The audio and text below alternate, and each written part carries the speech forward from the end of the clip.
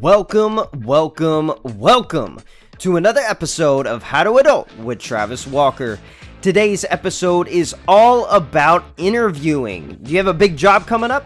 Are you in the application slog? Well, this episode is all about preparing you for interviewing, preparing you for that job search that you're in, because there's a lot of rules that some people know, some people don't. Candace Green came on the show to show us all of the things that we need to know. She went into in depth on a lot of different things, and it's really informative, especially if you're in a job search. So buckle up, get ready to go, because we're going to learn how to adult. All right, Candace, how are you this morning? Wonderful. How are you? I'm great. Thanks for being here. I'm really excited to talk about interviewing with you. Awesome. Me too. Awesome. So how I usually start the show is I just want to know, what part of the world do you live in and what do you do for work? So right now, I currently live in San Antonio, which I actually live in a little suburb called Bernie, right outside of San Antonio in Texas. Currently for work, I'm a social or a community director where I sort of am in charge of social media, for new people. Like I do the whole orientation process and the onboarding and all of that, some inside marketing and things like that.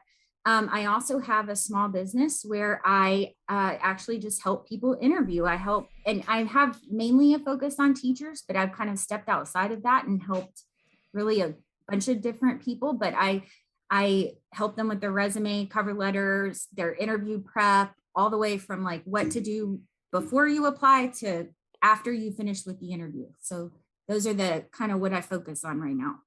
That's incredible. Well, thanks for sharing all that. And I'm interested in your business, your side business, which is helping people, get a job. And you said you focused on teachers. Were you formerly a teacher?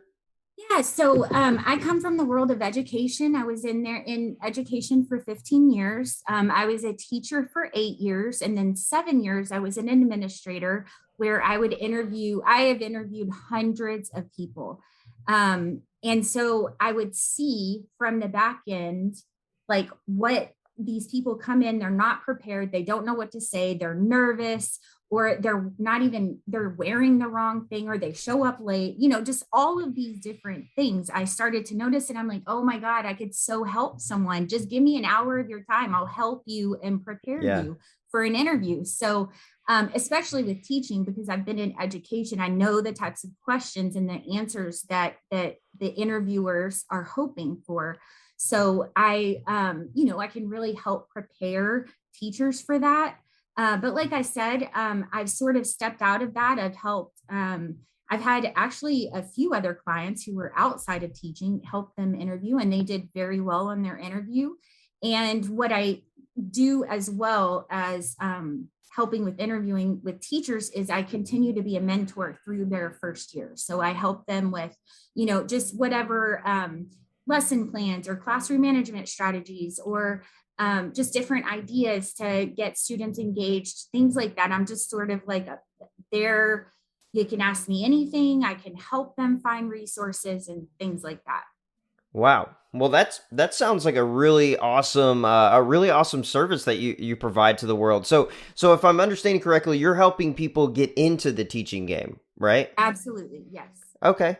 I'm interested also before we even get into the questions of the show, I'm also interested in your transition from the education field to being a community director, is what I think you said. What was that transition like? Why did that occur?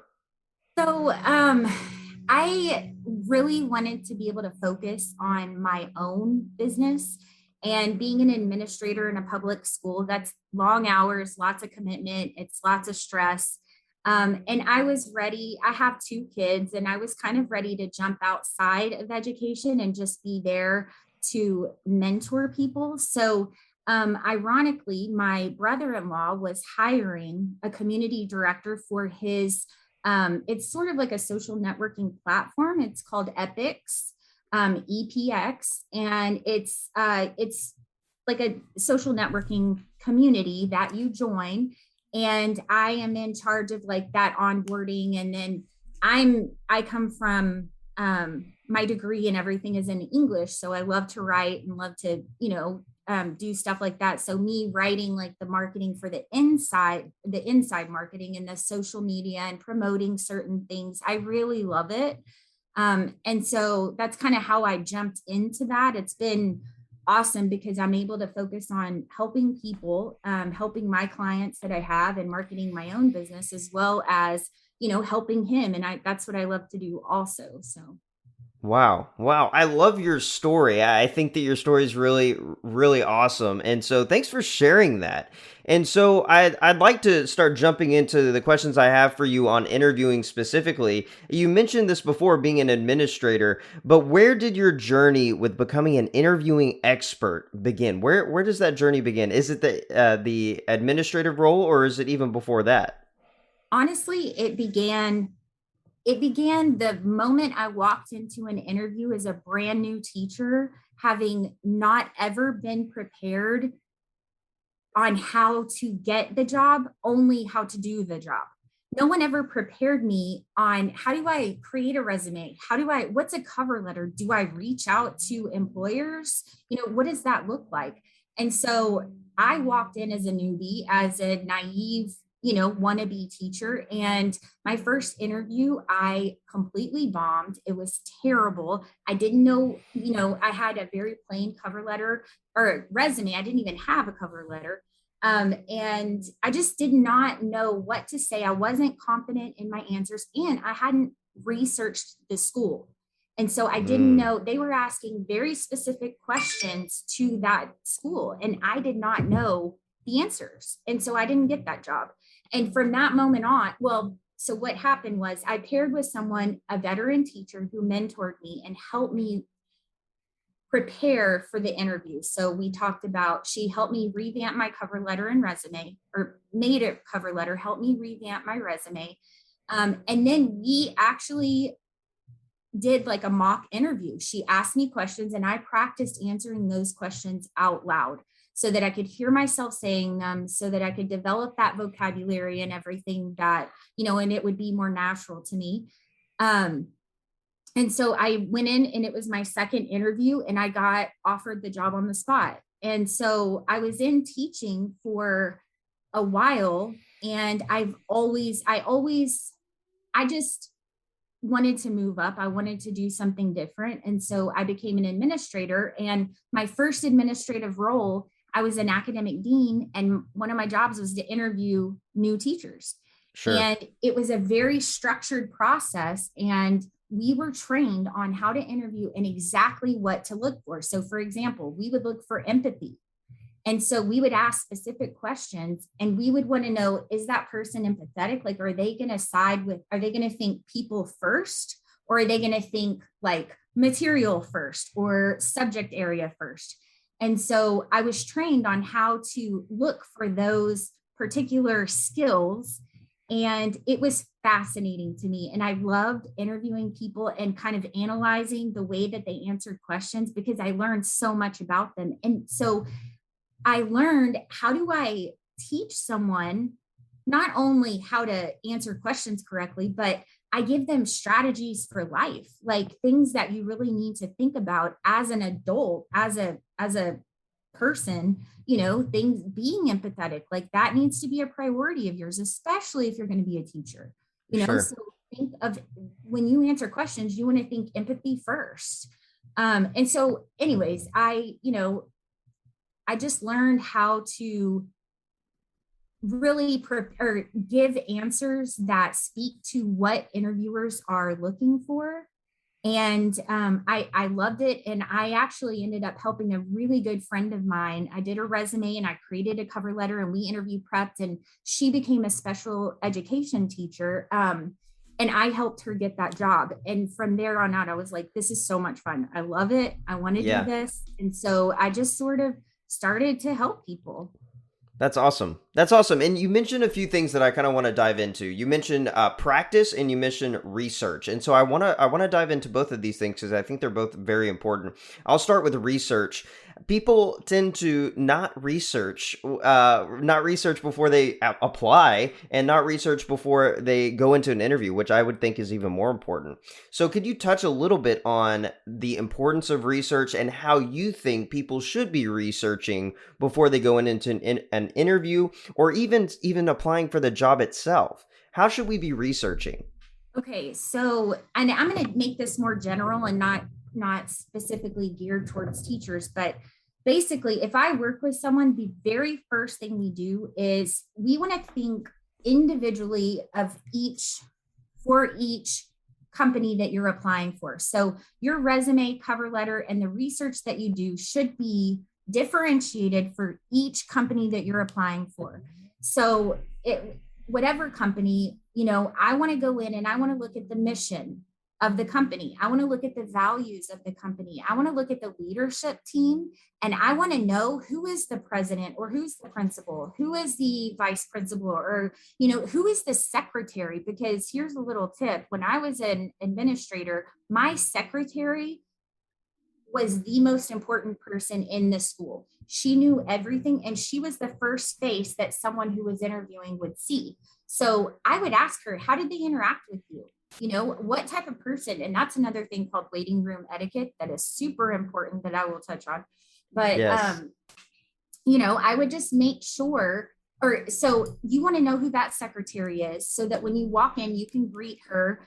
And any of the like if you're I'm trying to think of what other specific things. So if you're trying to be a teacher, and really any other company, you can look at their history. I always take teachers through the scores. How does this school do in math and reading? So if you were to go into the interview and you know that they struggle in reading, so when they say, why should we give you this job? Well, my answer would be because I can help raise your reading scores. I am, you know what I mean? Like I want Good to answer. answer that pain that they have. So with a company, you want to find out what is the pain that that company has? What are they having trouble with? What's the issue? And then you want to make sure that you address that pain in the interview with your in some form or fashion with your answers. So really just diving in, knowing if it's a company and they're in sales, what are the products that they sell? How much do they sell them for? What is their annual income? Like, you know what I mean? Just all of Yeah. those things, because really you could be asked anything. I've worked with clients who were asked several different things, very particular regarding a school or a company. And it's just important that as much as you can about where you're interviewing for. And so each different interview that you go to is going to be a different type of research and quality time dedicated to that company before you walk into that interview. Just doing research in general over a particular job and then trying to go and interview at different companies is not going to cut it these days. Sure. Wow. Okay.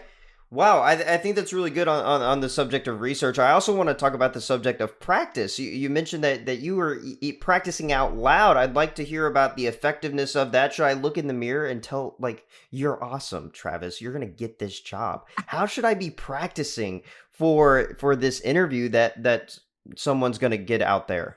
Okay, so I suggest to practice with a person, because when you're looking in in a mirror, it's not as I don't know what the word is, but It's when not your as face, real. it's not as real and it's not as anxiety ridden. You want to get that anxiety out and you want to practice answering questions in front of people. The other thing that practicing answering questions does is it helps you develop that vocabulary, makes it more natural to you. So, like as a teacher, words that you want to use are like differentiation. So if I'm answering questions and, what is a practice that you use that helps your students to achieve at their highest potential is a very common question for teachers. And Right. so I want to make sure I use that word differentiate. But if that's not a natural word to me, I want to say out loud, I help my students differentiate by and just practice saying it out loud. What does that sound like? And then get whoever you're practicing with to engage with you and think about ideas. How can I form this answer better? What sounds better? I said, I think what I would do is no, you know what I mean? Like tell your partner or have them give you feedback on the answers. You kind of stuttered there. That didn't sound very intelligent. One thing that I see so much is people say like a lot, and they'll Filler say words. yes, one of those, like I love, teaching and like it's so fun and so just little things like that are super important, and you can't do that in a mirror. You need Right. someone to give you that feedback and tell you those things that are hard to hear sometimes, but you need to know them. Yeah, absolutely. I love that you're talking about practicing words because words are hard. And I want to add on that is, and also, I just said like right there. So I would say that also like acronyms are really important as well, especially like industry specific acronyms. Teaching has really, we have all kinds of acronyms, but also businesses have a bunch of acronyms like return on investment and all these other Exactly. things. So I think that also knowing those acronyms that are commonly used in the field that you're applying to is important. Have you seen that as well in your experience? Absolutely. So, especially in education, and this is why I will help anybody that needs help, but the majority of the people that I help is new teachers, because you go into an interview and they're like, what's the 504 of the SPED of the ERA and the 1604, and you know what I mean? And it's like they Right. have no idea what they're asking. And so I actually developed an online class specifically geared towards teachers trying to get jobs. And one of the sections is entirely dedicated to educational acronyms across the United States. And there are dozens. I mean, there's over 50. And so it's just something that I give my clients and I say, like, you really need to be familiar with what these are. There's in a teaching interview, there's very specific ones that they'll ask about, and I know what those are. But for a company, there's different things that they're going to ask about as well. And so those or those certain acronyms, you need to know what they are and what they mean, how to answer Right. a question if they ask something with ROI in it, right?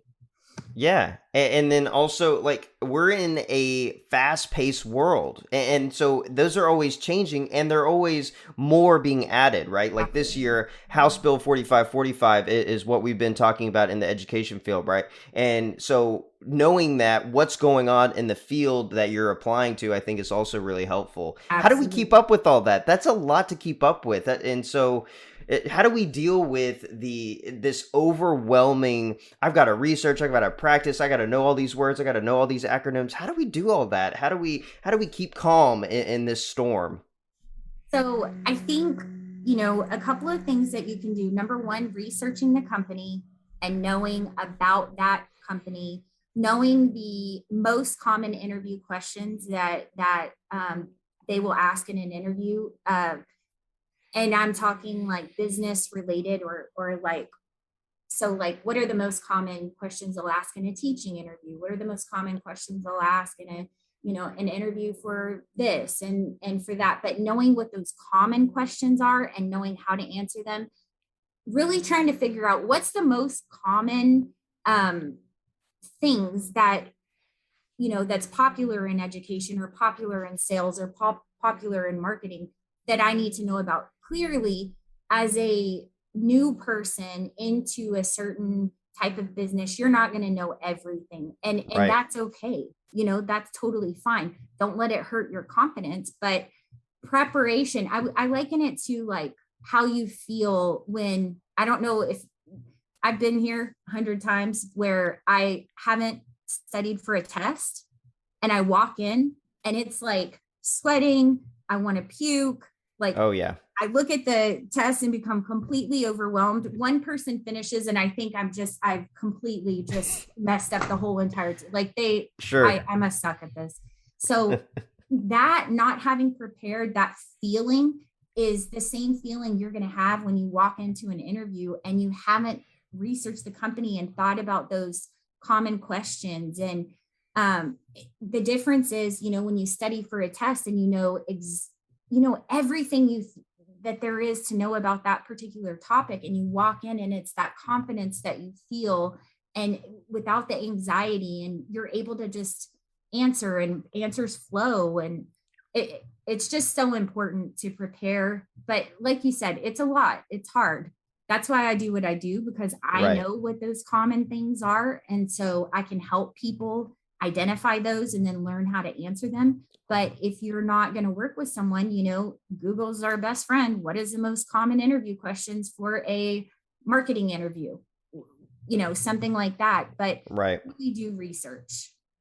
I love that. I think just being prepared in general and knowing that your preparation is going to help you in some way, in some form, and being confident in that should build that confidence. And I think that's spot on. You mentioned earlier waiting room etiquette. This is something I don't know a whole lot about, and so I'd love to know everything that you know on waiting room etiquette, because I think a lot of us, or a lot of people just in general, mess this up, and it makes a big impact. So what should we be thinking about when we think about waiting room etiquette? So I'm going to extend it a little bit, because this is like my biggest pet peeve when I'm interviewing someone. It is the etiquette, the behavior that you show before, during, and after an interview. Not the way you answer questions, but it's your body language. It's the certain actions that you do. So, for example, if you pull into the parking lot and someone's trying to take a space and you cut them off and take the space, you don't know who that is. That could be the secretary, that could be the principal, that could Right. be a teacher who's going to walk in and start complaining while you're sitting there. So it's everything from pulling into that parking lot and you let everybody go first and you go the speed limit. You know what I mean? Right. Um, Walking in with a smile on your face, greeting the person whoever's sitting behind the desk, greeting them, shaking their hand. Well, in a world without COVID, however, whatever Sure. that greeting looks like. Talking to them. And, one thing you can even do is say, hey, yeah, I'm here for the interview. My name is such and such. I'm super nervous, and just kind of build that rapport with that person, because I guarantee you that person will tell the principal, whoever's hiring, the boss, the principal, they will say, I really like that. I really like them. They came and talked to me and whatever. How did they do? So going into the waiting room, being really personable. It's okay to show that you're nervous and anxious, because that actually kind of makes you more likable. When you Right. walk in and you're super arrogant, people feel that, they can see it right off the bat. So go in and be vulnerable with how you're feeling. And then when you're sitting there waiting, do not sit there and scroll on your phone. As awkward as it feels, either make small talk with the person behind the desk, or if people walk in and out of the office, smile at them. It's in a world where phones are everything. It's going to be hard to sit there. I would leave my phone in the car and I would just try and engage with people Okay. while I'm waiting in the waiting room. It's just so important. That secretary, whoever that person is, I guarantee you they're going to say something about you to the principal. Or if you're me as an administrator, I would ask, hey, were they nice to you? Were they cordial? Like, did they speak to you? What did they act like? You Right. know? And then when you leave, of course, you want to thank everybody in the room. You always want to give thank you notes. I always tell my clients, go buy a box of thank you notes, have them in the car. After you've interviewed, shake everybody's hand, say thank you, look them in the eye. I appreciate the opportunity. I hope to hear from you soon. Walk out, make sure you tell everyone in the office, bye, thank you so much. It was so nice to talk to you. Go to the car and then write every single person on that panel a thank you letter. Walk in, leave it with the secretary, and then you can go.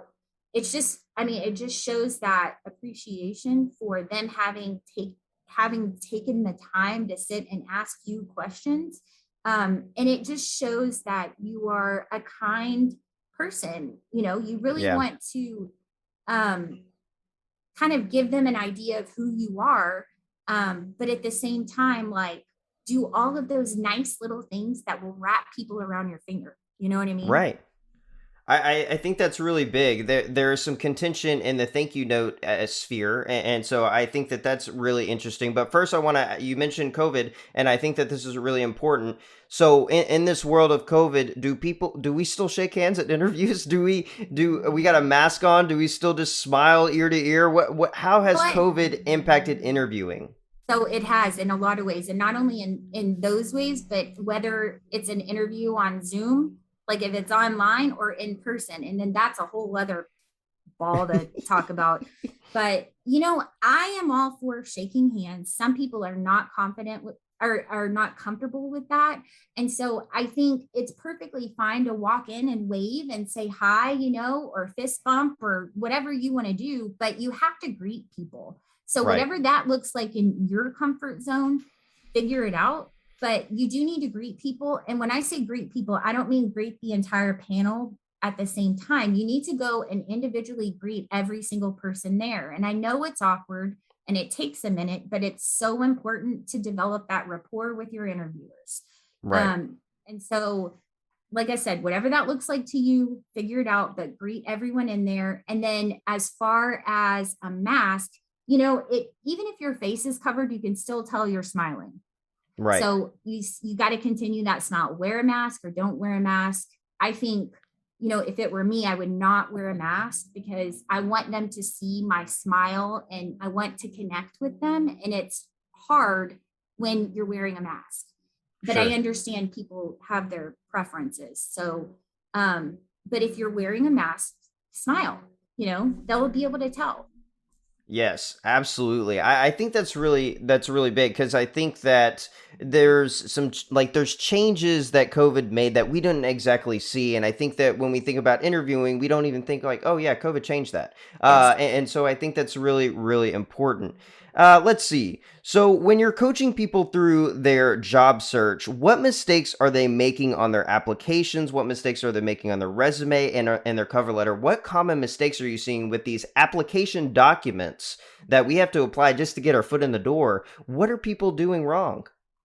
So, to be a teacher and really in any profession, I feel like you need to have a really well written cover letter and a resume that is geared towards the particular organization that you're applying for. And here's the thing, now with technology, it can't just be like 12 point Times New Roman font in black and white on white paper. You know what I mean? Like you got to like spice it up a little bit.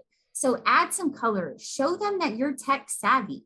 That is a huge thing that you can do through a resume and cover letter by adding some color, adding some graphics. Just one point here, never put your picture on a resume. Um, Right. I want to say something like 60 something percent of resumes are set aside because there's a picture on the resume. People have their personal biases. So you never know what someone's going to think. So never include that. But I would say add some color. Blue is a great color to add because it's very calming. And so it's like a trusting type color. And so when people see it, they naturally are a little less guarded. So I always add a little bit of blue to the resume. And couple of things that you want to do is for starting with the application, always write in complete sentences where possible. Do not write in all caps, but you want to make sure that you're using correct, like if it needs to be a capital letter at the beginning of a sentence or a name, make sure and do that. It looks lazy if you're just typing in all lowercase, you're not finishing your sentences, you've got errors. That stuff matters. Right. As an administrator, the way that I would pick the people, because you would have dozens of people apply for one job, sometimes hundreds. So how do you figure out who am I going to choose to interview? Well, it's that resume, cover letter, and application. That Right. is the interviewer's first impression of you. And so you really have to make it stand out. And if you've got mistakes in your application, and that's the first thing I'm looking at, I'm casting it aside because they clearly do not care that much about this job. They didn't take the time to do it correctly. So Right. if there's mistakes on your resume, making sure you never want to use like cursive font use a type of print on your resume, but add some cool graph, something that's going to show that you're tech savvy. And then you always want that profile statement to be geared towards the school or company to which you're applying for. So for example, you could say something like a dedicated teacher hoping to blah, blah, blah, blah, blah at Hopkins Elementary School. You Right. want to include, be specific on the resume. And then for your cover letter, you always want to address it to the human resources director or the coordinator. If you're sending them directly to principals, address them to that principal. Don't just address it to the district. You want it to be personal. Right. And then make sure and include like that you want to work for that particular school. So put the school's name in there, because you want to show them that you're going above and beyond to create these. And this is your work ethic is going to transfer into the job, right? So that's what a lot of employers are looking at, are those small things, because think about it. If they're choosing from 100 different resumes, they've really got a very, I want to say it's like 4 seconds or something that they'll kind of look at a resume and pick it from there. And they're not going to pick a resume that is just black and white. They want to pick things that stand out. And so you just want to make sure that it's free of mistakes and is really will stand out, so they choose yours just so you can even get your foot in the door for an interview. I absolutely agree. I design my own resume and cover letter. I design my wife's resume and cover letter. And my biggest thing is brand consistency. My degree's in public relations, so I've learned all this. And so the colors on my resume are the same colors that are on my cover letter. Exactly. And so it shows that those things go together, for one. And then it also is like, oh, this guy knows what he's doing, and it just shows that extra effort, right? That's the extra effort that we're talking about here. And I think another thing is just getting someone else to take a look. Take a look. Hey, mom. Hey, wife. Will you take a look at this? Just read it. If you see an error, circle it, and I'm gonna fix it. And so I think just getting that extra help is really important as well. Do you kind of push people in that direction, or do you kind of have people do it on their own? Absolutely. You said something that I didn't even say earlier, but I always push and do for my clients is make sure the formatting is similar on the cover letter and resume. That's so important. And then, yes, always have someone look over your documents. So for me, I am not a details person. I'm more of a big picture person. I've always been that way. So I know that my plan is I got to have someone reread all of these things to make sure there's no mistakes, because I will, there ultimately will be a mistake on there somewhere. So yes, always have someone look over your documents. But on your application, that's a long process. You just got to take your time and make sure that you are answering those questions in complete sentences with the correct punctuation, grammar, whether it needs to be a capital letter or lowercase letter. But you just have to take your time and do it correctly. Wow. I think it's really big. And so on that same subject of applications, resumes, and cover letters, we've got that time period between the application and actually getting the interview. I call that the application slog, because it's a terrible time. So how do you suggest fighting through this time? I'm sure you help so many people and so many teachers specifically on applying for hundreds of jobs, because it's a tough industry. And so how do we fight through this slog and not let our brain tell us you're not good enough? How do we fight through that? So a couple of things. Number one, you really want to, like I said, with your resume and cover letter, you want to make yourself stand out, because there's so many people applying for that same exact job and everyone has the same credentials as you do. So what is going to make you stand out? So you've got to have those documents. And what I suggest to do is, in that meantime, after you have applied, I always say, email the principal, email the vice principal, email the principal's secretary, because that person is the one who schedules interviews. So if she gets an email, and what you do is you want to give a nice introduction email, not too long, just introducing yourself and talking about the excitement that you have for the opportunity that has come open, and you would love to set up an interview if at all possible. Leave your contact information, but you always want to attach your cover letter and resume to that email. So if you're sending it to the principal, of course, you're going to uh, make it for his name, right? Or put his name on there. Address it, my Lord, address it to him. Right. But if you're sending it to like the secretary, you don't have to address it to that secretary. Clearly, you're asking for an interview with the principal, so you still want to address those documents to the principal, if that Sure. makes sense. Right. But I suggest in that time period to always market yourself, get your name out there. And the way that you do that is you email, or you can even go up to a school and hand the secretary your documents, copies, nice copies, color copies of your documents, and say, I just want to leave these for principal so-and-so. I'm excited about the opportunity to be able to interview if at all possible. It's kind of the same thing you'd say in an email.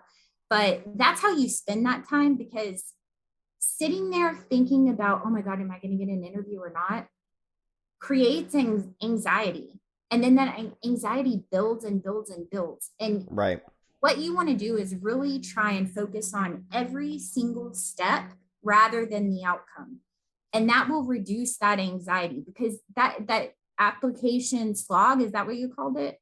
Oh yeah. It's so true. It's so Right. true. You have to keep busy during that time and really focus on what is my next job? What is the next thing I have to do? Instead of focusing on, oh my God, I want this job so bad. If I don't get this job, what's going to happen? That creates anxiety. So Right. that's such a good point. Market yourself in the meantime, apply for other jobs, always put yourself in a position to say no. And what I mean by that is apply to as many places as possible. Even if you don't want to work in a certain place a lot, the interview experience is so worth your time answering those questions out loud. And then you're putting yourself in a position to say no to this one school if another school is offering you a job. You never want to just go to an interview and that's your only interview, and like your whole career hangs on the opportunity. So Right. always kind of put yourself in that position to say no. And that's how you can fight that application slog, is you keep busy and you focus on the steps that it's going to take to get the job, not getting the job. Yeah, I like your focus on marketing, because if we even take away the conversation of interviewing, if we look at how McDonald's and Apple and Microsoft, how these huge companies market themselves, it's all about frequency, right? We see their logos everywhere. We see their marketing everywhere. And so I like that you're talking about frequency, because that's exactly what big companies are doing, but we don't think about it when we think about ourselves, because we're individuals, but you're an individual that needs to be marketed. So Exactly. I really like your point there.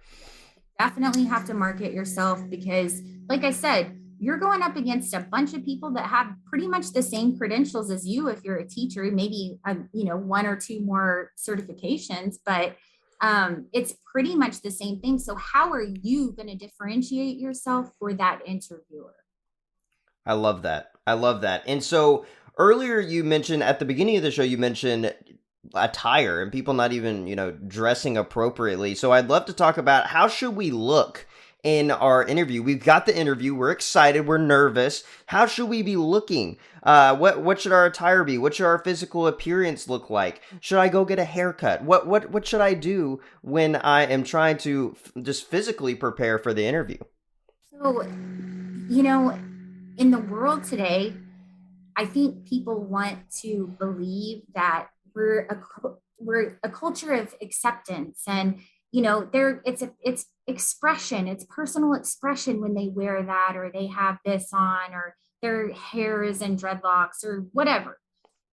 But in reality, people make judgments, and it's just what we do. So you really need to focus on being as clean, as trimmed, as groomed, and as professional as possible. Yes, you may have a wild side, but at an interview is not the time to show it. Of course, you want to, put a little personal flair into it, but when you go to an interview, yes, you need to get a haircut. Yes, you need to shave. You need to wear, as a guy, a suit or a collared shirt and a tie. Sometimes a suit is appropriate. I think it looks like I think it looks fantastic when a guy walks in a suit. He's taken that extra mile to like really look great. But if you don't Right. have that, a collared button-up shirt with a tie, slacks, and dress shoes is great. Never wear jeans to an interview, tennis shoes to an interview. Never wear a hat to an interview.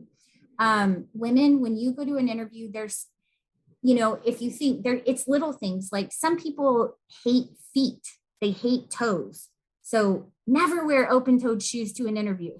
That's just one little thing that could, you never know, an interview, a person on the interview panel could look at your feet and be like, oh my God, that's disgusting. And just immediately create this judgment about you because you don't have closed-toed shoes on. So it's just the little things. You want to dress professional. So as a female, a dress that's not too crazy. I think solid colors are best. I think black or navy blue or even white looks great. You could wear a pantsuit with a nice like collared shirt, a jacket, and pants. But you definitely just want to make sure you look professional and not too showy. Like you don't want to have any cleavage or anything like that. You definitely don't want to wear like a tank top or anything. You want to cover your shoulders. Be as conservative as you can in the interview. Make sure you want to look nice. You want to show that you've put effort into your appearance and not just shown up. I remember I literally interviewed a lady. She showed up in shorts and a cap and tennis shoes. And immediately, I didn't even do it on purpose, but I was just like, oh my God, like I had this prejudgment. And like I said, it wasn't on purpose. It's just because I'm human and that's what happened. I'm thinking in my mind, like, this is an interview. This is important. Why are you wearing that? So it really does matter. Your appearance matters. Here's the other thing. If you're sitting in the car, before you walk out, make sure you don't have anything on your face or in your teeth. You want to just really look the part. You want to make sure you're clean. You smell good. All of those things that are going to attract people. Like I said, people are good by nature, I believe, but we're still judgmental. And sometimes you form these judgments not on purpose, not because you're a bad person or anything like that, but you just form it. And you want to make sure as the interviewee that you're trying to eliminate as many of those prejudgments that you could be exposed to as possible. Right. I think that you made a really good point of just people being judgmental by nature, and you want to take away any ammunition that could be used against you. And that's all that we're talking about here, right? Any ammunition that could be used against you, get rid of it. All right. No matter what it is, just get rid of it so that you have the best shot that you possibly can. I think another point that I kind of want to touch on is also just it goes back to industry knowledge, right? If you're applying for a construction position, it definitely doesn't make sense to wear open-toed shoes to their office, right?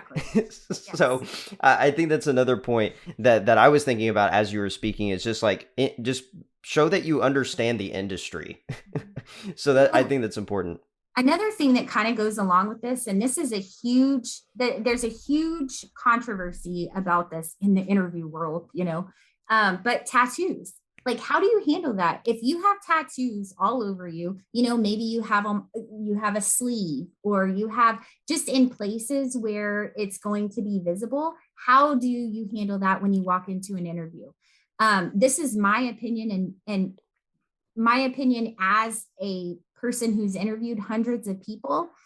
I personally think you need to cover them up because especially like in the teaching industry, for the most part, they're going to expect that you cover those up in most schools. And then sometimes they don't. But I think you don't exactly what you said. You don't want to give anybody any ammunition against you. And if they have a judgment just because you have a tattoo, that's going to eliminate you from getting the job. So just cover it up.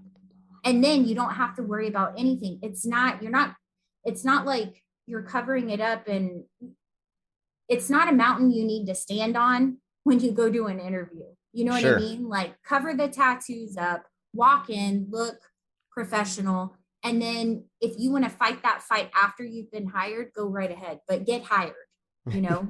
Right. We're focused on getting hired here. And Exactly. so, if anybody is, if we have any haters out there, we're just trying to get you hired. I think that's really Exactly. good. And, Yes, and no my, offense to anything. And I'm such a non-judgmental person. sure. No offense to anything, but I'm just telling you how people think. I've been in interview panels. I've interviewed by myself. I've been in a I've been an administrator in different schools. So I've been through interviews. And I know what it's like, and that's just the truth. Right. I think that you're spot on. And I think the biggest message that we could throw out there is take away any ammunition that anybody could have against you. And that's the big message here. And I think that that's really good. So I want to jump into 2021 interview do's and don'ts. 2020. So I want to focus on today, not like 20 years ago. I want to focus on today. What are the do's and don'ts of interviewing in today's society, in today's job market? Because it's a really different job market than we've ever really experienced before. So what are the do's and don'ts that we're seeing? So for one thing that we already talked about is you really want to format your resume and cover letter um, in a modern way. Like I said, that 12 point Times New Roman font on white paper is out. You're not going to stand out. Nowadays, they need to see that you're tech savvy. So you really want to make sure and do that. I would think this is another thing that some people may not think is important, but me, I think this is so important. And as an interviewer, it was very important to me. I call it the briefcase technique. And what you do is when you go to any interview, I still think it's essential to have paper copies of your resume and cover letter in a nice folder that you can hand every single person on the interview panel. So I always prepare for 10 people because you never know. So I Right. get those nice, it's just basically a black little folder that you can get from Walmart. They're not expensive, but you make a nice copy of your resume, a nice copy of your cover letter, and then any documents that you feel you want to share. So you could, for example, include your transcripts, or if you have, examples of a lesson plan or examples of something, in whatever other type of business that you're going into, if work samples, anything like that, that you want to show, it just really shows that you're going above and beyond to the interview panel. So I think that's a huge do. I Um, love that. yes. And then I still think a lot of people will send an email, thank you.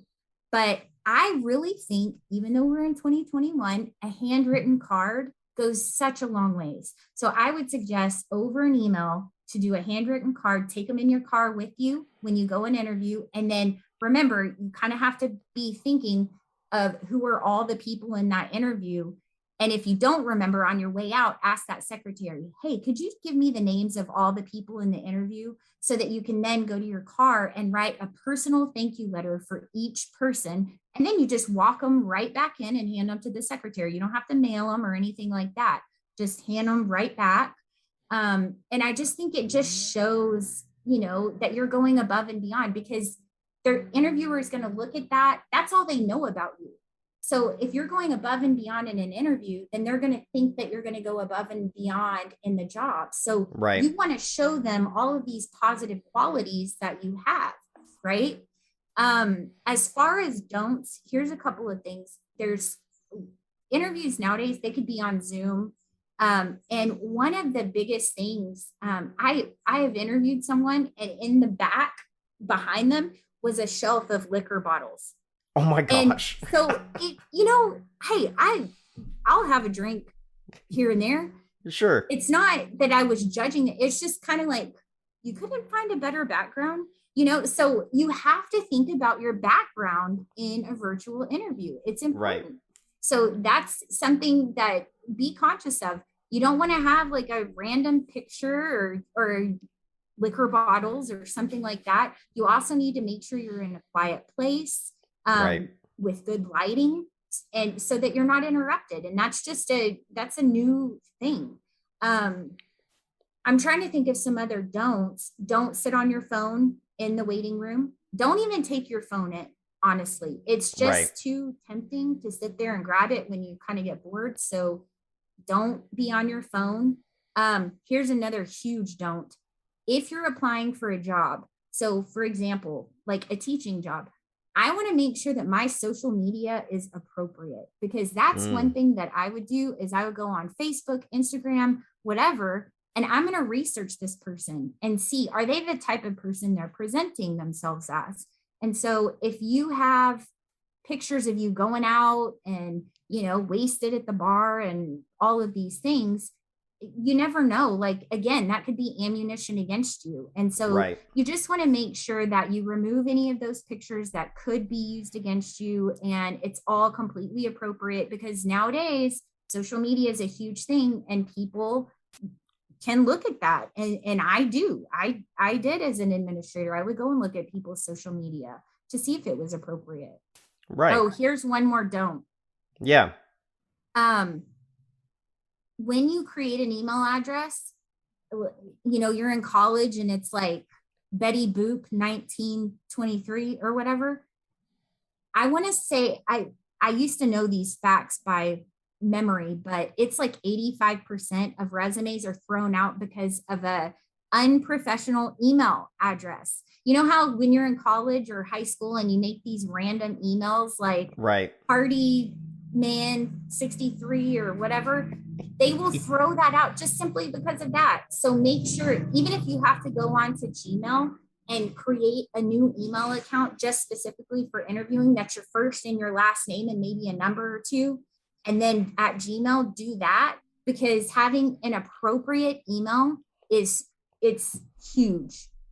That's so big. That's so big. I love that. I think that that's all really good advice that we need to think about. And so my last question before we get into the closing questions of the show are, what are some of the most common questions that interviewers ask? What are some gotcha questions that we can easily identify? And what are some easy slam dunk questions that everybody should get? I want to know some interview questions that we should think about. So the first one they're going to say or ask you for 90% of the time is, tell me a little about yourself. And Ooh. people freak out. What do I say? How do I structure this? And as an interviewer, I've been sitting there and someone will go on for 5 minutes, and God love them, but I do not want to hear your whole entire life story. What I want to hear as an interview is, what got you sitting in that chair at that interview table right then. So I tell my clients no more than about 1 minute, and you need to practice it out loud, but tell the story of how you ended up sitting in that chair. Well, when I was younger, I always wanted to be a teacher. I went to college and I majored in this, and then, blah, blah, blah. Whatever, but tell the story and any like strengths or whatever that you have related to that business. So for example, if I'm going into a teaching interview, I want to say, yeah, I was in college, I majored in English, I got my certification at the university, where I also had the opportunity to tutor students through my field work. But mention those little things that show them that you're super extra qualified for the job, but Right. only if it relates to teaching. Like, you don't need to tell them that you went skydiving in 1992. Like, things like that don't matter. You want to Right. make sure that you're telling them relevant information to that particular job. Don't talk forever, but you want to lead them up to, and then I saw the opening for this particular position at the school, and I applied, and here I am. That's the way you want to answer that question. Another very common question is your strengths and weaknesses. And so the way that I would answer this is, you tell your strength. It's easy to talk about a strength, right? You're going to tell, what are you good at? And then you want to give an example and show them how you're good at that. When you go to the weakness, this is the difficult part, because a lot of people will try and tell them like a hidden strength, like, I'm a perfectionist as your weakness. Everyone says that. And here's the deal. I truly believe that being a perfectionist is not a good thing because nothing's ever good enough for you. But saying that, that's not a true weakness. For me, to give you an example of what I would say is I am not a details person. And so when you answer this question, you want to tell them your weakness, and then you want to give them an action plan for overcoming this weakness. So the way you would frame it is, I unfortunately am not a details person. I'm a big picture person. I've always been that way. So what I do is I always make sure and have someone reread or check over my work so that they can find any of those small mistakes, because I want to make sure that I'm not making those types of mistakes. So you always want to format it in, this is my weakness, but I have an action plan to fix it. Because you don't want to say like, I'm terrible at this and I don't know what to do about it, right? Like, come up with a way that you can check yourself for that weakness. Does that make sense? Absolutely. I've never heard that approach to the weakness story, weakness question before, because it's always, oh, you need to twist a positive thing about you into a weakness somehow. And so I like that a whole lot better because it feels a whole lot more honest, and I like honesty. It's more genuine. Exactly. When you say something where you're sort of twisting it, like you're saying it's a weakness, but really it's a hidden positive or strength, people know that. We're not dumb. We see what you're doing and it looks arrogant. And like we said, you don't want to appear that way. You want to appear kind, friendly, genuine. And so tell them a real weakness, but give them the action plan that you use currently to fix it. Right. Right. Wow. Okay. Some other things that I would be prepared for role specific questions. So like if you're going into teaching, they might say, what types of classroom management? Classroom management's huge in teaching. There's usually a question about that. And here's a way to prepare for the most common questions is you want to identify the hot topics in that particular occupation. So like for teaching, it might be differentiation. It could be accommodating, modifying, whatever, data driven, all of those words, because there's most likely going to be a question about that. And so that will kind of help you answer those. So identify those hot topics within that certain occupation, know what they are, and know how to address them so that whatever question you're asked, you're prepared to answer that. Right. One thing that I think is huge when you're interviewing, at the end, they're always going to ask you, do you have any questions for us? Right. Right. And I would always be prepared with a question for the interviewer. You never really want to say, no, I'm good. You want to show them that you're interested and that you have thought about these questions. And one way to really build rapport with your interviewers is to ask them a personal question about the job. So I always tell my clients, say something like, what do you love most about working here? Or what is the best day you've ever had as an employee at blank? Something like that. Why did you start working here? Something that's personal towards the interviewer, because people love to talk about themselves. And so yes, if they you do. Get them talking about themselves, they're going to automatically kind of connect with you. They're going to like you because you're interested in them. So you really want to get them engaged in the interview as much as possible. And the way that you can do that is at the end by asking them personal questions. Right. I love that. I love that. I think that there's a whole lot there and a lot of good advice, a lot of good things to think about for all those people that are in the application slog or getting into the interview stage. I think that's really good. And so we're already at the closing questions of the show. I don't know how we got here. But the first question I have for you, what's that final piece of advice for somebody that is going into an interview in the next week or two? What's that final piece of advice for that person? If you're going into an interview in the next week or two, please find somebody to practice questions out loud with, do a mock interview, pull up the most common interview questions for whatever type of occupation and have someone sit there and ask you those questions, say those answers out loud, and then talk about what's a better way to say that, and then say it again. Because the more that you say it out loud and the more that you get that vocabulary in your head, the more prepared you're going to feel and the less anxiety you're going to have. Right. Wow. I love that. I love that. And so my next closing question of the show is, as an adult, what's something that you're still trying to figure out? Something that you're still learning? Oh, Lord. Gosh, I don't know. Everything. Same. Being a parent is bizarre because I don't know how my kids are alive. Like with the things that we have gone through, I just used to think like, how am I keeping this person alive? So being a parent, especially I have a 13-year-old, it's very difficult. So as an adult, I find it's hard for me to understand. I mean, it's not hard because I've been there, but we didn't go through what kids these days are going through with social media and things like that. So one thing I find it hard to do is just really to be super empathetic with her as far as the different things that she's going through. And so I have to check myself on that because, if everything I did was posted all over social media, I would, that would be the detriment of me.